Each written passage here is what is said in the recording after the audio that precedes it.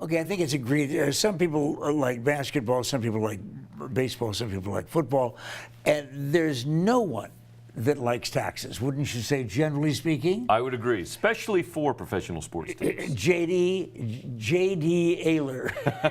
It's a brand new, that's a wide receiver, Jody Oehler, is not only a sports guy on the radio, but also somebody that's been following this story with the Suns and the arena people together and separately wanting renovations. That's right. So there's potentially Talking Stick Resort Arena is the oldest NBA venue, and it needs to be upgraded. And so there is the movement to use some tax dollars to renovate it. The Suns would also pitch in tens of millions of dollars, and combined we would have, instead of a new arena, a spruced up, fresh new downtown arena. And the public was invited by the city council to chat with them about what it is that they think, you think, we should do with $150 million. Here's an example of one of the opinions.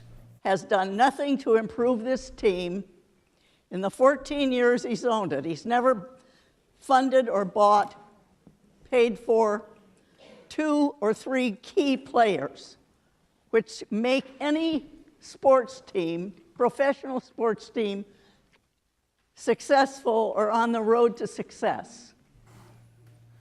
Okay, all right, but that's kind of a Sarver comment, It right? is, yeah. And is part of this anti-Sarver as opposed to anti-$150 million? People's judgment of this is being clouded by their dislike for the Suns' ownership of Robert Sarver, who is not Jerry Colangelo. And the Suns have been a bad team. They've missed the playoffs for 9 straight years.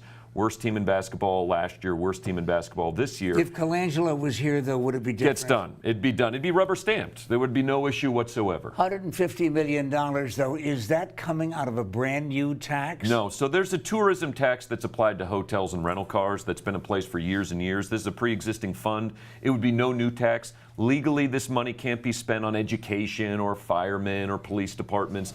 This money is earmarked for projects like this. But it's just the idea of, like, why doesn't Sarver pay for it himself and we can use this for something else? Yeah, but the arguments that I've heard, and you and I are both sports fans, but I don't think that this enters into it. It's a matter of fairness or a lack of fairness. And when you are talking about the fact that people say that money ought to go to the police, that money ought to go to education, so, well, it wouldn't. It legally can't.